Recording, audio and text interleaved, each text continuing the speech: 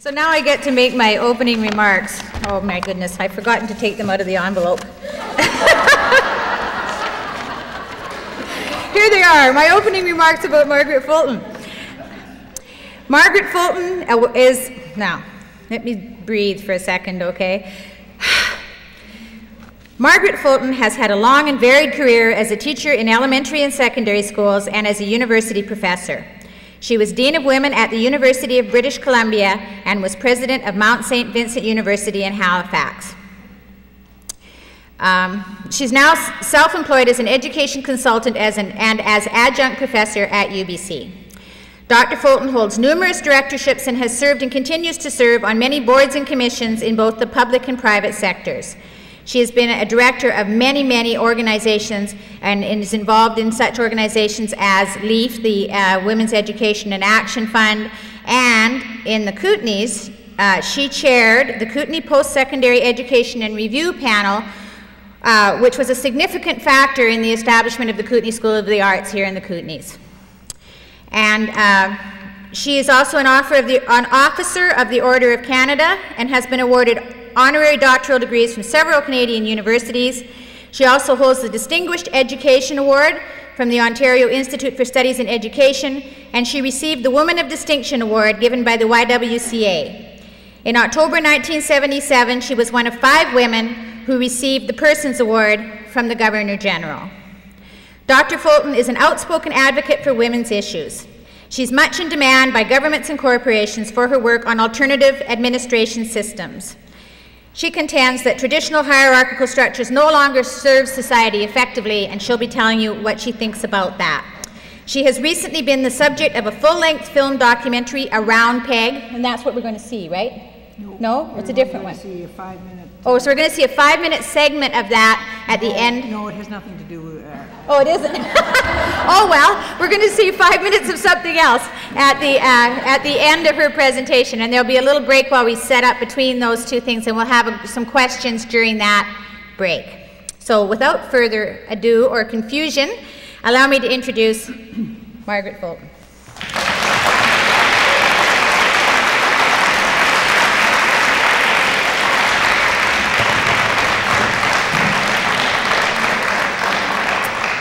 Well, thank you very much. It's a delight to be here. Confidence, competence, and community cooperation. I can think of no place where that is already demonstrated any better than here in the Kootenays. I really do believe that this region of the province has a greater chance of creating a civilization that is a community of beings united in the common cause of creating the beautiful. And we need communities like that today, because most of our communities, dare I say it, are being divided, are being commercially sanctioned in a way that lead only to isolation and to alienation, and I'll have more to say about that later. But even this very building that we're in, quite frankly, I find it a very hostile environment.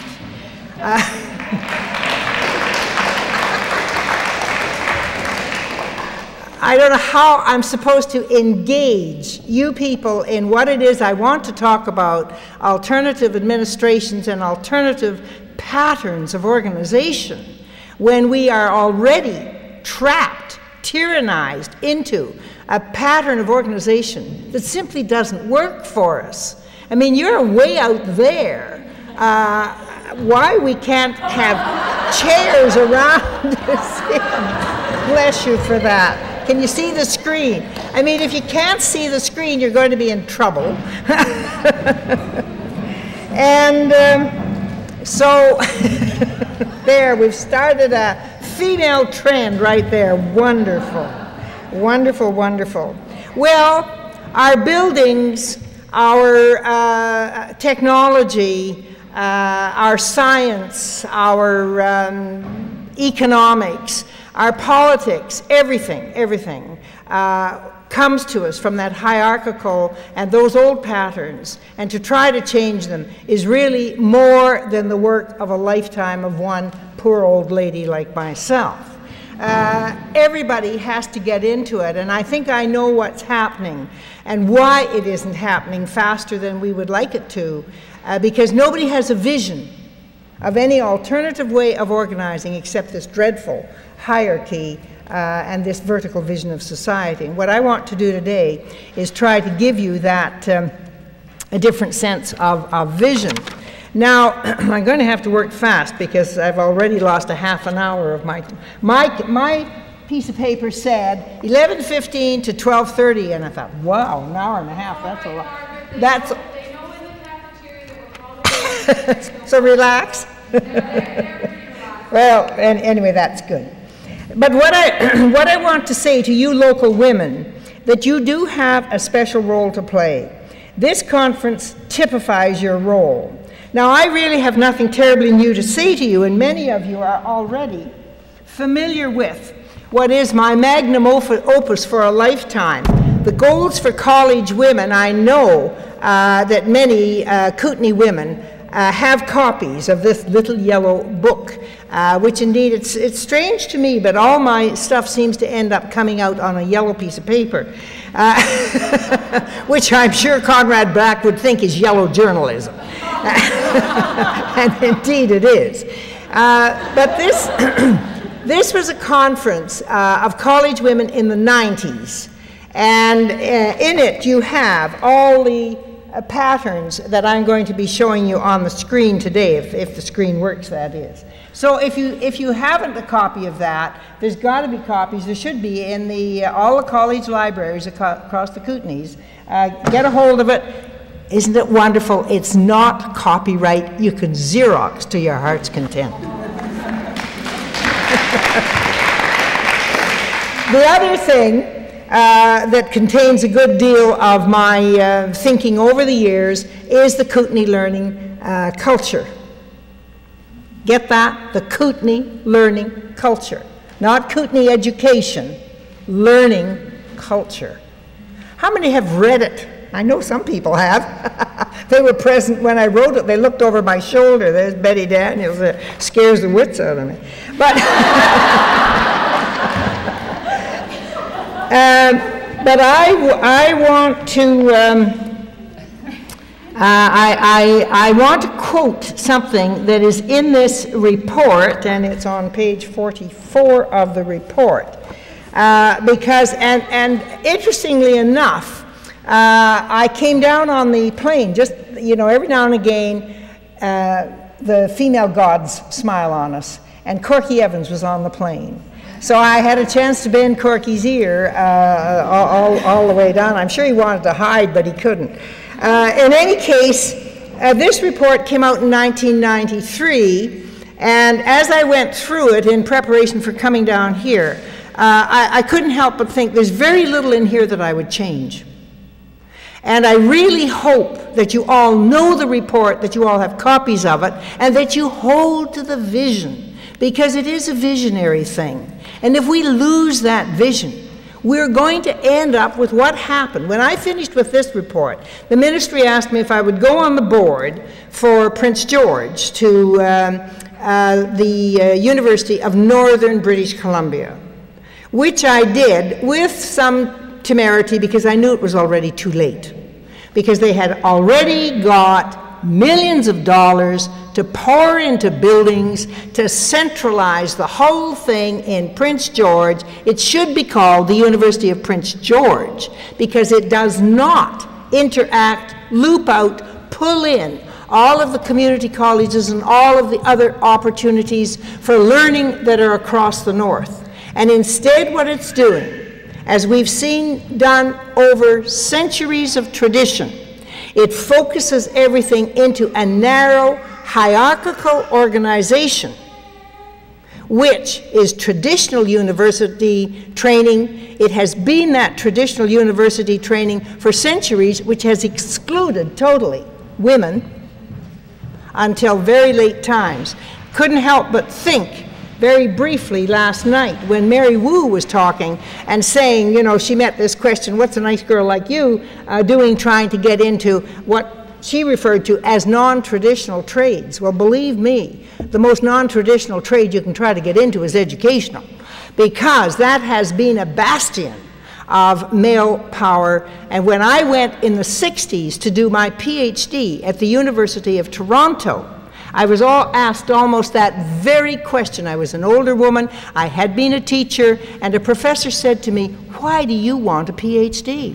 What's a woman like you trying to do, you don't belong, you can't get into the senior faculty club." And indeed I couldn't. But you see, don't think that the only places where there's been that kind of discrimination, that's in non-traditional. It is in our most traditional aspects of our society, as well as so-called non-traditional. Women simply have not been part of it. Well, what have we had then that we've called civilization? We've been on a journey from the very beginnings, at least from the 10,000-year beginnings, which is all we have as a record, 10,000 years ago. We've been on the old treadmill of power at the top and on that so-called journey. Well, from the foundations then, in the world of nature to an ever more contrived, controlled, and manufactured world of our own imitative and arrogant design. At some point, we lost our feeling of the connectedness to the rest of nature. And it's commonplace now to say that we're at a turning point, and I think environmentally we are. And if we don't turn, it's conceivable that it won't be very long. In fact, some of you may know Bill McKibben's book, which is called it came out about 10 years ago, and it was called The Death of the Planet. He has now written he's writing another book, but he had a very lengthy article that I read recently, which is called 20 Minutes Past Midnight. Now, it used to be, they said, you see, that we're on 5 minutes to midnight with moving towards the devastation of the planet. He says, actually, we've gone beyond midnight. We've got 20 minutes after, and of course, it's just all disappearing. And all we need to do is make a trip into the big urbanized centers across this planet every now and again, and you almost have to wear a gas mask. And if nothing is done to stop the CO2 gases that are polluting our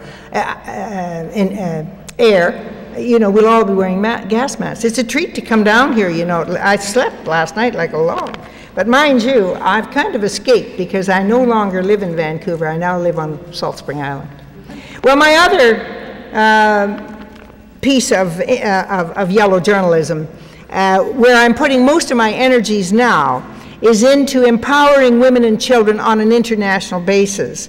And this is the World Women's Summit Foundation. All volunteers, we collect money from wherever we can, and all we do really is just hand out prizes to women around the world who have demonstrated that they are really giving leadership in their community, and it's phenomenal what women can do with a simple little $500 prize. And and this is a big poster a year ago, 1997, World Rural Women's Day, October the 15th. It's been declared by the United Nations, and so on October the 15th, or I hope you'll have a big Rural Women's Celebration Day down here. Well, that starts me off then on where are women today, and that's where we all are, whether we want to admit it or not. But while we're all still carrying the burden of sticks on our back, which tend to symbolize the culture that we've lived in for centuries, it is also true that we're getting our own competence in ourselves, enough to say, for those of you at the back who can't read the print, no, I don't want to be sponsored by you patronizing bastards. Now, off. Well, we have a lot to learn from those women who are saying just that. And believe me, the investment in the third world has not helped women. By and large, it has cut them out of the very opportunities to make their living that they once had in a very natural sort of way. Now,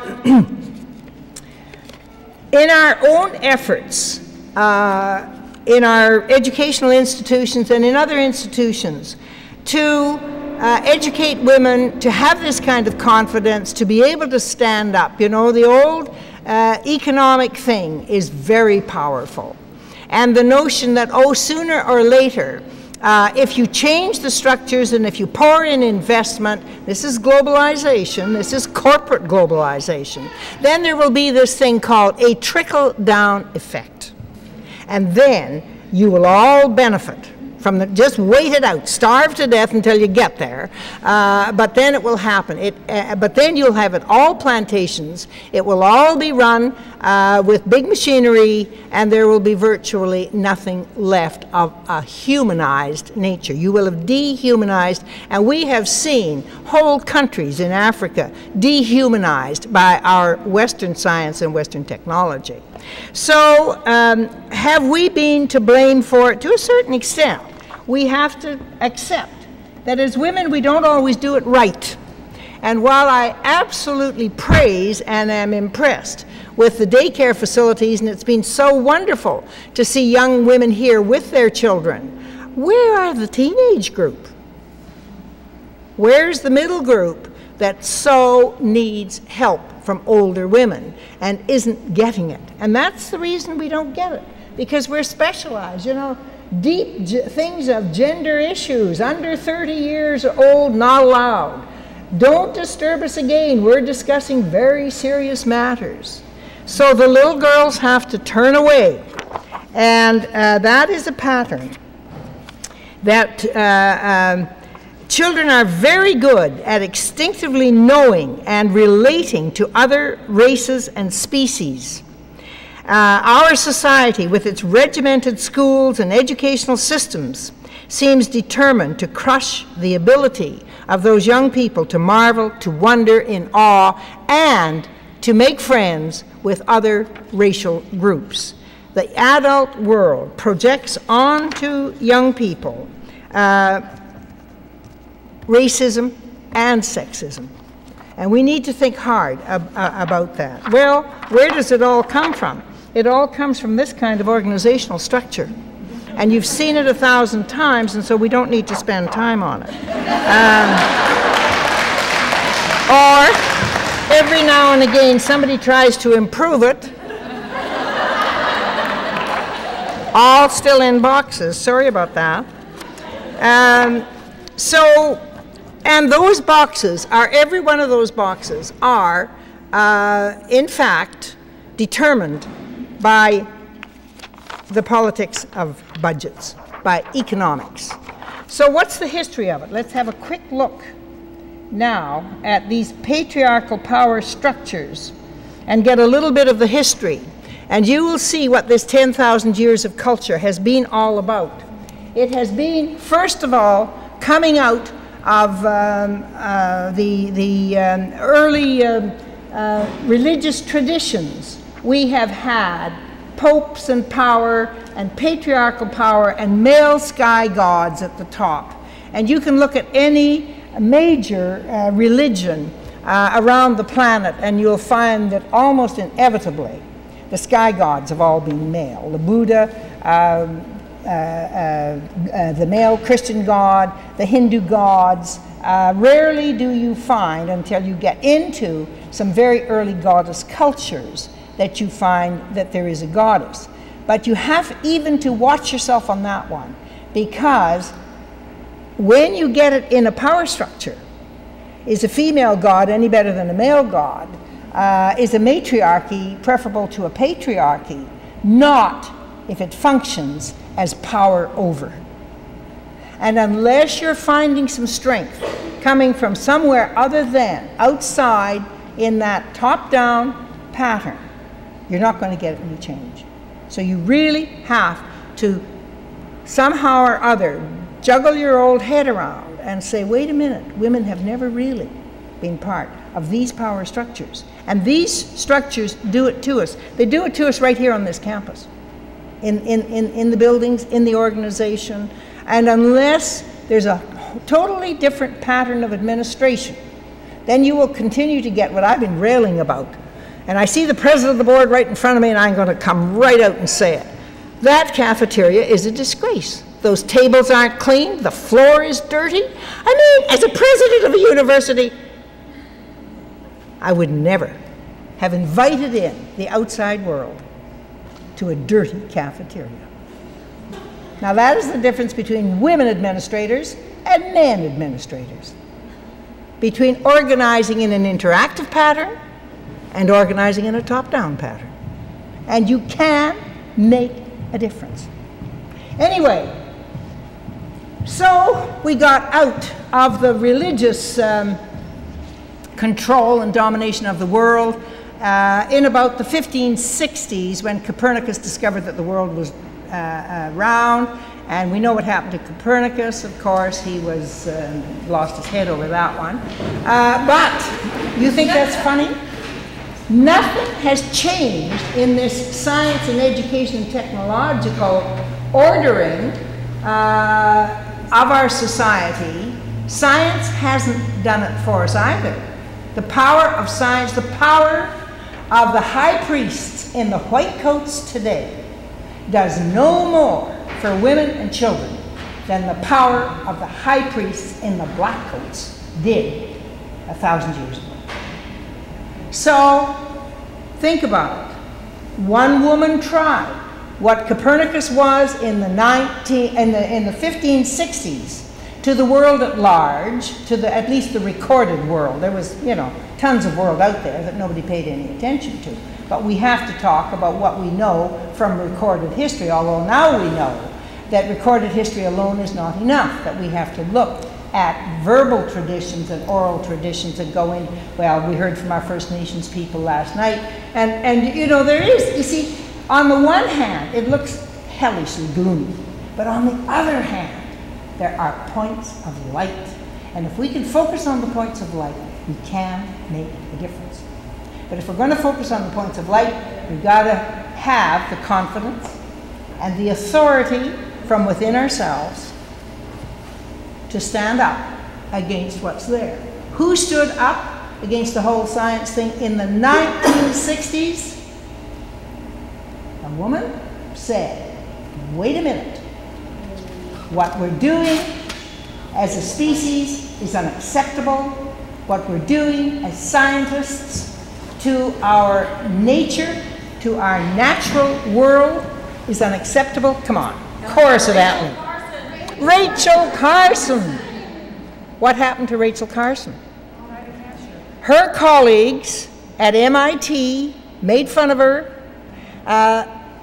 This poor old spinster, you know, she wasn't married for one thing. I mean, oh my God, is that a curse? That's about the worst thing that can happen to you. Anyway, she had gone, she'd taken her undergraduate studies at Boston College, which was run by an order of sisters, religious women. And I certainly learned when I became president of Mount St. Vincent that if there was one group that got a bad rap, it was nuns, it was religious women. That they broke ground for women. They didn't know. Nobody's all right all the time. But when you look at the way in which they stood up for women, and Rachel Carson did her undergraduate work there, she was ridiculed by scientists who weren't half as good as she was at MIT, and in order to prove that she was absolutely right about Agent Orange and the spraying that was going on through industrial contracts, that she got it, of course, in her lungs, and as somebody said over here, she died of lung cancer. An early death. In a word, she was crucified every bit as much as any other leaders have been who have tried to challenge the systems. So we moved then into a more secular world. We have governments today, and you see the rest of our society, it's still organized in this way. The secular society, the laws, and now business and industry. And that is the power. Those are the real high priests today, the managerial fund managers. Money. The politics of budgets. Budgets driven by politics, where profits matter more than people. The dominant global ethos is a renewed belief in privatization and rugged individualism. Such beliefs spell the end of community, of public education, of health systems, of sharing cooperation, neighborliness, or tolerance of differences. If we forsake the notion of integrated and interactive communities, we will give credence to a commercially sanctioned culture where the advertising media determines our values. These materialistic values will result in greater isolation, loneliness, and alienation. Older people particularly, and young children, do not fare well in such a culture. If we want changes, then advantaged women like ourselves here today must become very political. Because what is really going on out there is something that started with science in the 16th century. It comes right through here to the 18th century belief in the perfection of man, the notion of progress. Now, Newtonian science was never qualitative. It was always quantitative. And science today primarily is still motivated by a quantitative judgment rather than a qualitative one. The notion that man is the measure of all things, and these real tough dominance concepts. Now, think about it. Where are we today with modern science that particularly affects women? Funnily enough, there was a wonderful song that was sung to us last night. Medicine, someone has said, and you're right on track. What was that wonderful song? IUDs. IUDs, right. In my day, it was a diaphragm. They didn't always work either. Well, but nothing has interested science more than women's reproductive systems. And when you think of women's reproductive systems, then the next thing is, of course, you're thinking about nature, because nature, too, has its own way of reproducing. And what is science today trying to do more than anything else? It is trying to control all reproduction. So, every now and again, people get a little exercise and they talk about this thing, eugenics. Believe you me, eugenics, which everyone thought, oh, that's what the Nazis were into. Oh yeah, we know about eugenics. And we fought the war and we stopped all that. The hell we did. That is alive and well. And what's really scary is it's moving into, are you ready for this? Privatized laboratories. And those of you who are trying to grow something from the land which is so good to us, my God, even on my little patch on Salt Spring Island, I grew the best tomatoes in Salt Spring last year. You know, it's so wonderful to just accept what the planet does for us. And instead of that, we're absolutely committed to trying to put a stop to all of that, to take it over, to control it.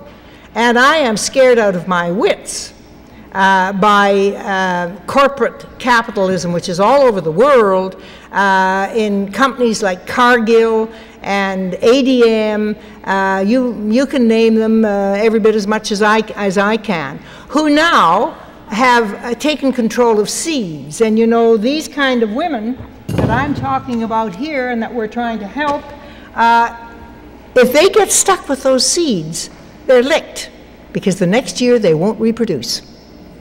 And that's right down through Guatemala, through the, into South America. There are things happening. What was it Mary Wu said last night about vigilance? Vigilance, vigilance. I mean, if we don't call it, who will? Because so many people have bought into that system. And what's their attitude? Oh, well, eat, drink, and be merry. Tomorrow we die. The world's overpopulated anyway. Take control, you know. But think hard about it. Is that the world you want for your kids? I see a tiny baby up there. My God, what are we going to leave a kid like that? So we have to have the confidence to speak out, because this whole reproductive technology, this whole genetic thing is really a frightening thing. And it all comes directly from hierarchical organizational structures which affect us, whether we think they affect us or not, just exactly as they're affecting us in this very room and making it so difficult for me to talk. Anyway, very quickly, the problems of our modern society, it is single vision. It's not seeing community, but it's focusing on that single vision. And when you have that focus, when you have the specialization of knowledge that has gone on, you are really stuck with the world exactly as it is, and it will go on spreading and spreading until there isn't a natural tribal group. There isn't, you know, there are tribal groups in Australia. I was out in Australia last winter for quite a while, and there's a tribal group that opted to commit suicide because they said they couldn't retain anything of their tribal customs. And I'll tell you, if that doesn't make you sit down and weep, I don't know what will. So it's all come through this old thing of egocentricity, power at the top, and women can get into that one, and women can play that game every bit as much as men. And all we have to do is think of Maggie Thatcher, and who's the one who was trying to whip up a war in Iraq again this winter to cover up Clinton's sexual proclivities. I blotted it out. Come on, somebody's got to know it. Madeline. All right. Ah, that's it. So, I mean, women can be as bad as men. We know that. Okay. So, and now what's really killing us is this bureaucratic mentality. And when we get women into ministries and into positions, they get into the box, they function in the box, and nothing really changes. Nothing really changes. And the urban mentality is now spread all over. I keep hoping that it has really engulfed the Kootenays, but maybe it's on its way to engulfing it. And the chauvinism of the nationalistic planetary patriarchy. Well, now, you know, Mary Wu again said last night a very important thing. Don't think that the Indonesian blow-up is the result of a tyrant like Suharto and the kids in the streetcar. The real root of the problem there is the international monetary systems and the economics of global corporatism. So, I don't know why I'm here saying all this, because obviously you all agree with me.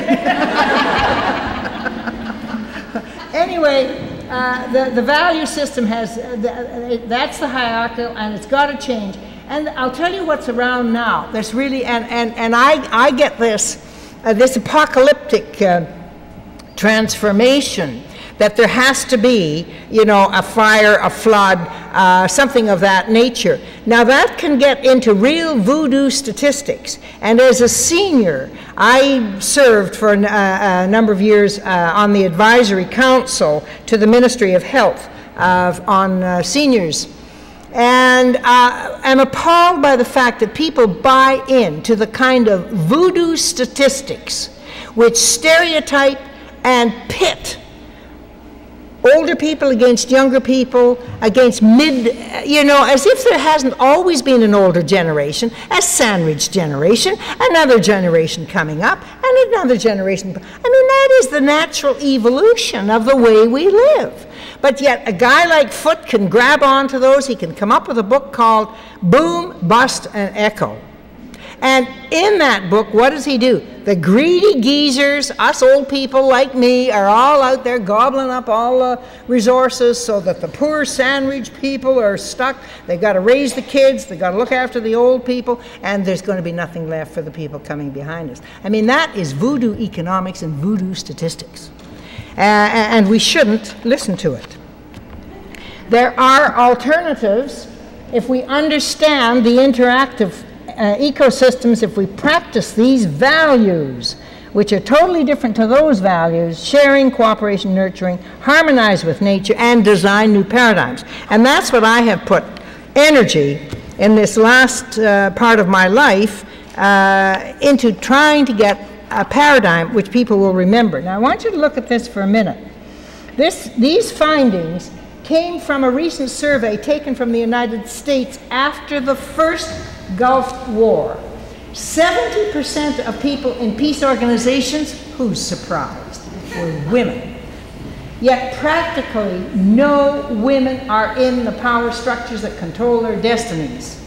And when they do move in that way, which, look at what's happening to the women who thought if they got into the army, maybe they could change something. The army changes them. Most of the structures change the women long before the women can do anything about really changing the structures.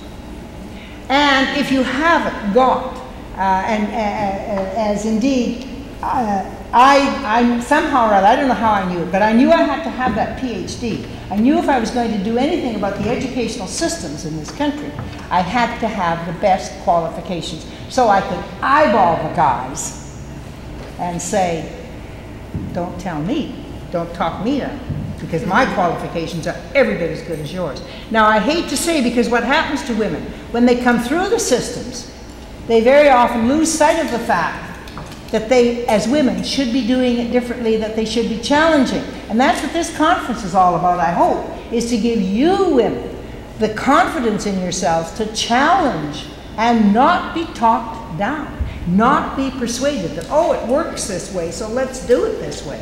You know, I was talking to a friend here earlier and was reminded, it just popped into my head, what G.K. Chesterton said in the 19th century. When you stick in traditional patterns and when you follow only tradition, you are only serving dead men. It's a great quote, isn't it? Well, women bring a different perspective to global problems of war and peace. The survey showed that of most important things for people, life and survival mattered most to women. Saving face, pride, and dignity mattered most to men. So the old ego comes through. But women, like that wonderful, I think it's a big biblical myth. You remember the one where the judge holds up the child. The two women are fighting over the child, and the one woman whose child has died claims that this other child is hers. So the judge says, well, since you both say that it's your child, what I'll do, and he took a great sword and he said, we'll divide the child in half and you'll each have half. And as he started to bring the sword down, one woman cried out, no, it's not my child, it's her child. And he gave the child to that woman and said, you're the mother of the child. Because the mother of the child would rather give it away, give it to the other woman, than see it cut in half. Women, life and survival mattered most to women. For men, it's the old ego thing. Well, I'm so reminded of Marge Piercy. I'm sure you've read Women on the Edge of Night, a wonderful, wonderful novel, where she says that she would like to fly into the past and make it come out right. And somehow or other, I think that's what we as women have really got to try to do, is fly into the past and make it come out right. Now there you have the problem of our modern world. The 20th century achievements have been incredible, but they've been done through competition, through materialism, through individualism, through resource exploitation and product orientation. Now if you make products, you get products. If you get products, you make more products. And so everybody's making widgets. And that's the age of progress. And it's been motivated by fear, ignorance, and greed. Now, if we're going to change the value systems, if we're going to give service, and that is the only way we can go now, because the industrial and the resources are not there, we have to turn ourselves into an artistic and a service-oriented society. And there are, as I say, points of light where it's happening. On the other hand, you get these crazy guys who pour millions of dollars into an obsolete mill, trying to build up something that won't work anymore because the trees are gone. I mean, what do they use for brains? I mean, it would be better to give everyone in that Prince Rupert Terrace area, you all know what I'm talking about, the cellulose, Skeena cellulose, a guaranteed annual income and say, now, take in each other's washing, create a service. It would be better.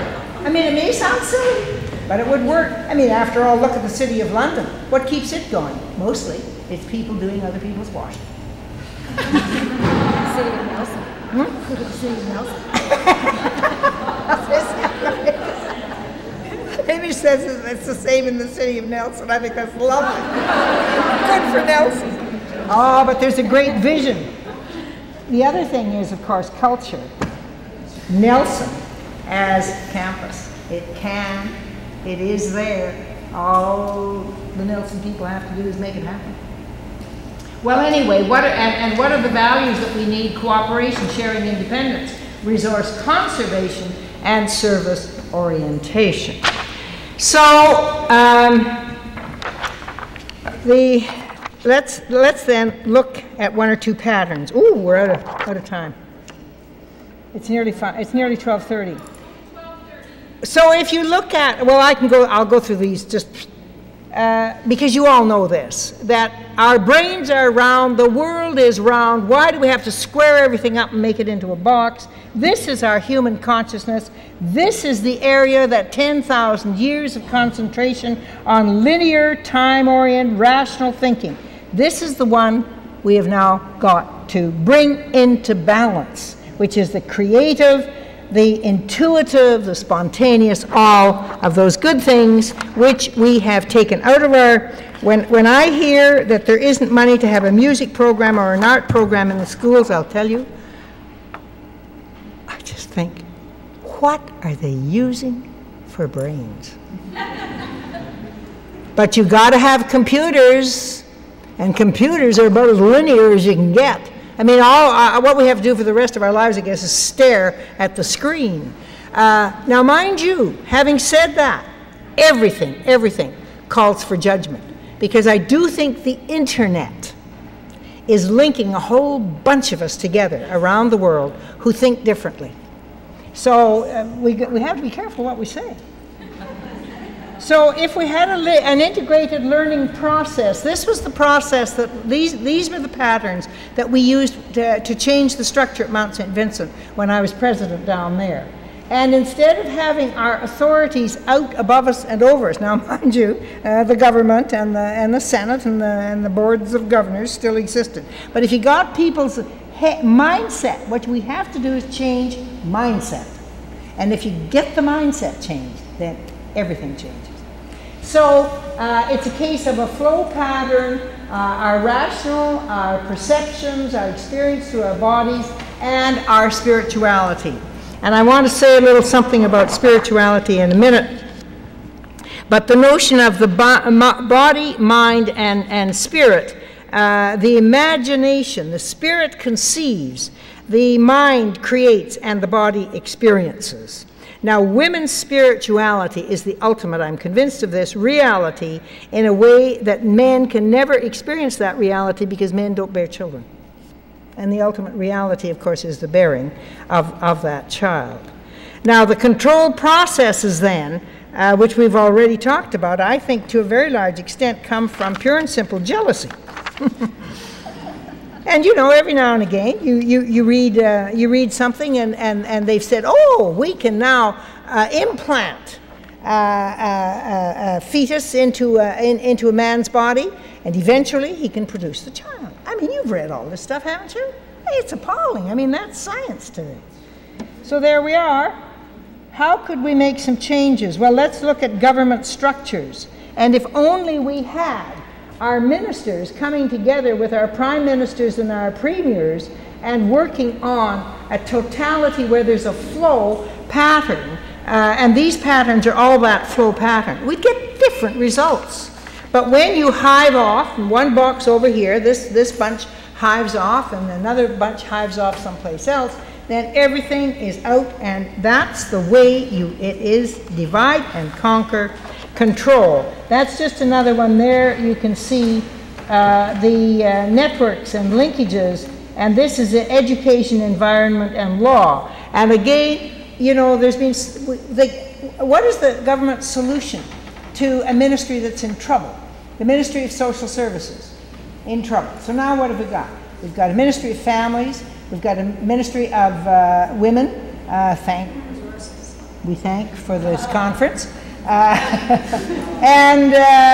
You know, suddenly, and that's what the way bureaucracy works. You keep spawning more ministries, but you don't solve anything because they're not flowing around. And the biggest one in the biggest box that calls the tunes is the budgets.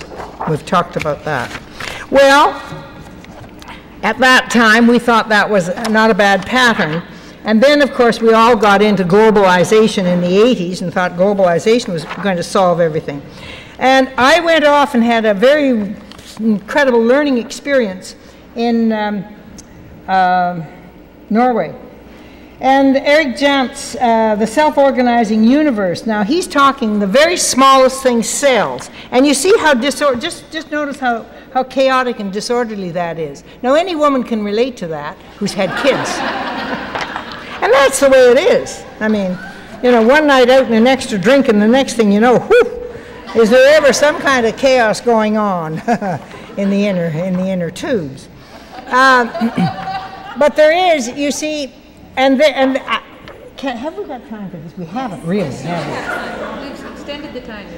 Yes, we've extended the time. Now this shouldn't be, I'm just going to read this through because I just think it's such a neat poem and it tells us. The hidden law, well, I can read it from here and you can maybe see it. The hidden law does not deny the laws of probability, but takes the atom and the star and human beings as they are and answers nothing when we lie. And we've been lying for a very long time. It is the only reason why no government can codify and legal definitions mar the hidden law. Its utter patience will not try to stop us if we want to die. When we escape it in a car, when we forget it in a bar, these are the ways we're punished by the hidden law. Wow. Who needs a catechism? It's there, and we will be punished. Now, I don't want to go into that whole apocalyptic thing, but very quietly, allergies. How many people suffer with allergies? My God, when I was growing up, I don't think we knew what the word allergy meant. And I encounter now so many people who have terrible times with allergies. Well, we forgot about that hidden law. We've gone against the law of nature, and when all is said and done, if our species disappears like the dinosaurs, and we're well on the way to it, you know, nature will still be there. It may be a very different looking planet, but it will be there. That's the hidden law. So, what have we done over the centuries? Centuries and centuries, people followed the hidden law. The Paleolithic, the Mesolithic, the Neolithic, there's so much good research going on in this area now, it just blows my mind. If I were starting over again, I'd start with anthropology, I think. Anyway, so then we got to this business of the agricultural revolution, which really is the beginning in the tradition of the biblical. There are other all kinds of other religious books which do record. There's the great Indian one that's gone out of my head, but you know them as well as I do. But we ceased to follow the law. Many cultures went on following the law, like the natives in Australia that I was telling you about, who now discover that because they can't live according to their law anymore. And so when did the great forgetting start, and when did it begin? It really sort of began, I guess, in Western culture with Moses coming out of the tent with the tablets and saying, now God has told me this, and therefore I'm the power, and I'm the only guy who gets to go into the tent to talk to God. Well, that isn't how you get power, eh? And, that's about the way our politicians, they get into cabinet meetings and they're secret. Oh, are they secret? We got to be secretive, can't let this stuff out. People can't handle it. What rubbish. There's no need for secrecy. I don't know whether you've read Dan Quinn's book, but he deals with that whole thing in his book. Now, this business of hierarchical patterns, everything in our society gets us into that kind of hierarchy. And it's rooted in materiality, and there's no mention of spirit. Now, when I got together in Norway with these Norwegian women, they sure blew me away, I'll tell you. And they were physicists, they were scientists, they weren't just readers of poetry like me. Anyway, we came up with this pattern, and I think it's a better pattern than the other one, although the other one certainly worked for me when I was a president. What I want to say is that inner line, these are the things that are going on in our systems all the time.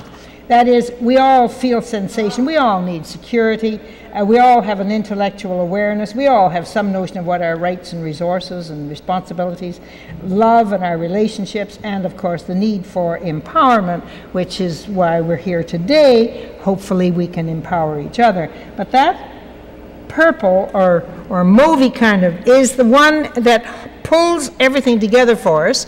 Every one of those circles interacts with every other circle. And that is the way we should be organizing our institutions and living our lives. Now, women's spirituality, as I've said, does not come from a sky god. It is, if you want, another word, and spirit is it's a word that's so loaded with religious baggage that you almost hate to use it. And yet I don't know of a better word, unless imagination in its absolutely most exalted mood.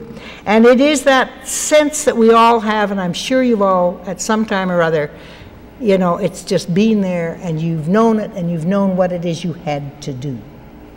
And I think women's spirit, when I talk about the spirit then, and the imagination that gives us this this awareness of that hidden law, this consciousness of that we should be doing things differently, I'm not talking about women's spirituality as values or ethics, or about exhortations to do right and live well. You know that wonderful song last night, Go Straight, Turn Right? Where are the singers? We should get them to stand up and sing. You know the song I mean? Well, I'm not, that's what women's spirituality is not that. It is something very different. It is not exhortations to do right and live well. Now that's what the new religious right and what the political right would have us believe. Feminist spirituality, and indeed for men who sympathize with feminism, and I've discovered there are many of them, and some of them in fact are far better feminists than a lot of feminists. So again, it's diversification, eh? I mean, again, you can't put labels. You can't put labels on people. So spirituality is ultimately about reality. A reality that takes us beyond what we can count or tally up or measure externally. It is the dream of the vision of creative change. It is, how many know Starhawk's book, Fifth Dimension? Good. And it's that fifth dimension. What are the 5 sacred things? Earth, air, fire, water, spirit. So that's the pattern of organization then that we want to get into our institutions, and it's the pattern, I think, that we want to go on ourselves. So I'm going to jump like crazy. For those of you who are teachers, we have to restructure our curriculums to get a multicultural curriculum, and not to think that intelligence is just being able to do math and science. Because intelligence, social intelligence, artistic intelligence, emotional intelligence, it's all a whole big mix. And we have to change our schools to get that mix. We have to restructure our organizations in terms of eco-literacy, which makes us aware of nature and which gives us all the flexibility, all of the diversity, all of the sustainability, everything that you know all that. And we need alternative organizational models where instead of having the business department over here and the information systems and the programs, services, and everything all divided out, you must be able to bring them together. And with a certain amount of humility, I say that that's one of the things that I think we achieved at the Mount when I was the president there. That instead of having everybody working in an isolated block, we periodically brought them all together and got some kind of interaction and flow and got people to know each other. And when that happens, the energy levels come up. Everybody, it's quite amazing. There are 2 fundamental policy changes that need to make all the difference in people's lives.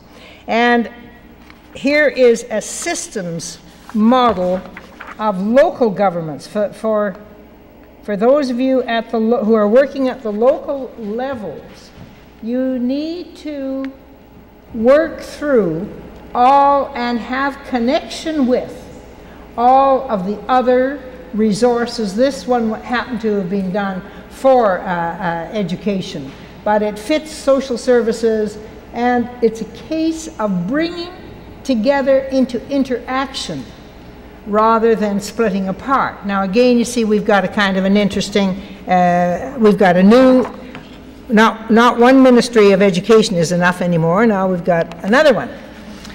So, you know, there's no wholeness in the educational system.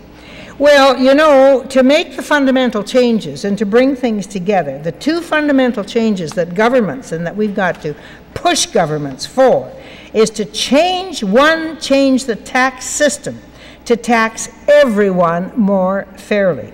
Now, it may be too late because in the 50s and the 60s, when there was an opportunity for our national governments to tax corporations, that was a no-no. I mean, that would interfere with jobs and a whole lot of things. Well, now, even the managerial groups, the money flow that I spoke about earlier is such that governments can't get their hands on money, and so that's why they go for casinos, and so that they've got some other source, because they get no money coming in from the corporations. Now, if you think unions are an alternative of that, I hate to disappoint you, but they're not, because they work in the same structures. And I don't know whether I brought it with me or not. No, I think I was reading it at breakfast time. But again, it's funny. It's printed on yellow paper. It's the publication that comes from the Canadian Institute for Policy Alternatives. You know it? Well, get the latest issue and read the back page. And I'll bring it with me after lunch, and you can take a look at it. But you know, there's an article there on unions and monetary management. And it just did something down here to me when I read that the teachers' union in Ontario, which went out on that noble strike last fall to put Mike Harris in his place, was at the same time its managers were making gobs of money in investments in organizations that would make you throw up. Maple Leaf Hams, which deliberately destroyed its union. So you see, the thing is so bloody complex. This whole economics thing now, it just, you don't know where your money's coming from. I'm telling you, if you've got money in mutual funds, you're as culpable as anybody. And I got to plead guilty because my pension is in one of those funds and I have no control over that. None at all. So the second thing, so the first thing we've got to do is find a different tax system where everybody is taxed more fairly. And I am still one, I agree 200% with Marilyn Waring in her book, If Women Counted, and I'm sure you know that book. And the other book more recently, she's got 3 essays on work, on equity, and what's the third thing? Anyway, but what is her essential thesis? Women's domestic work must be added into the GNP, or the GDP, whichever you want. And give a guaranteed annual income, put more money into education and into health so that we have healthy, educated citizens and people will take charge of their own lives.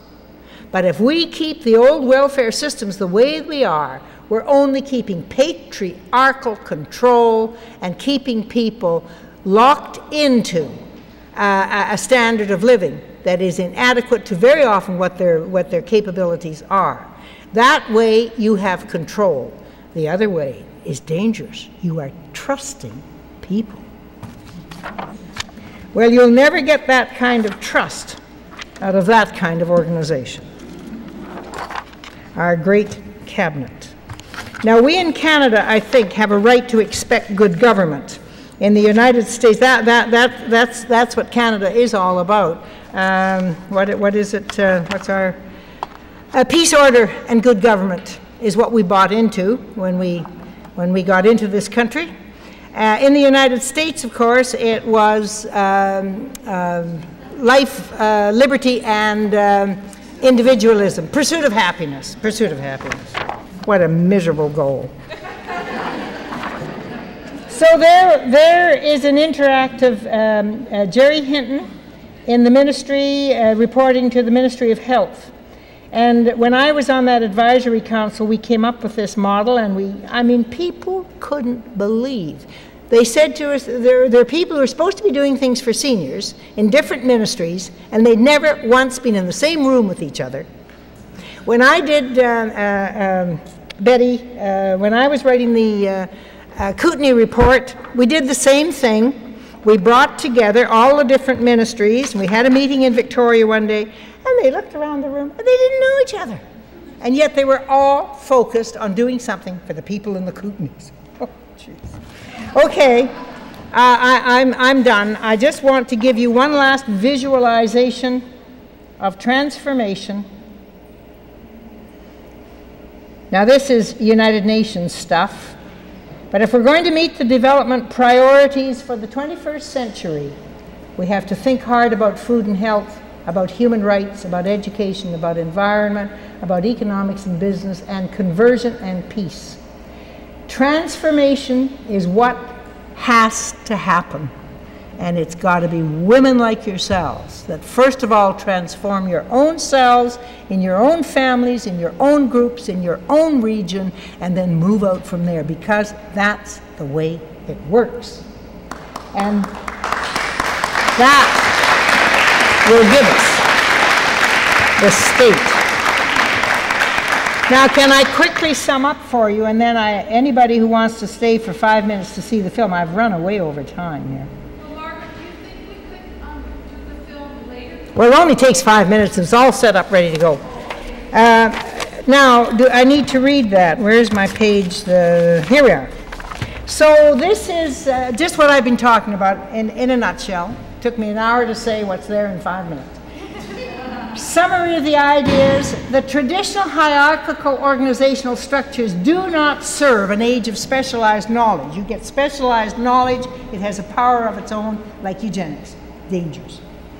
The environment and social structures are always changing and require innovative thinking and action, and we've got to come up with how to change. Women bring new ideas and ways of implementation to governments, businesses, and society in general. I guess I'd better say they're women of courage, women of confidence.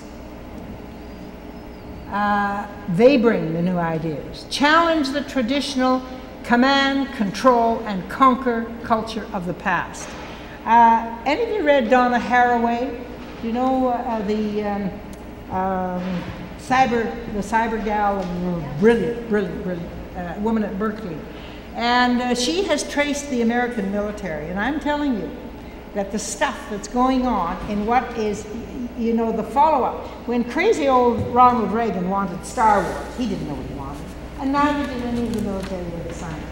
But somehow or other, it seemed like a good idea. Oh yeah, we'll hang something up in the sky, we'll bounce back all the nuclear stuff, and we'll have, we'll protect the Americans.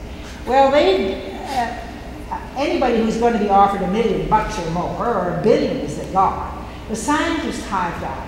They are up in Alaska. These guys, as Donna Haraway points out in her book, they're crazy.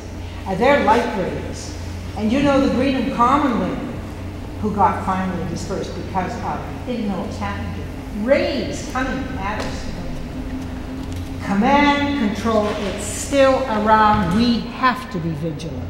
The diverse knowledge and expertise of people does not become an asset until it is unified and linked to the goals and purposes of the group involved and of the community which it serves.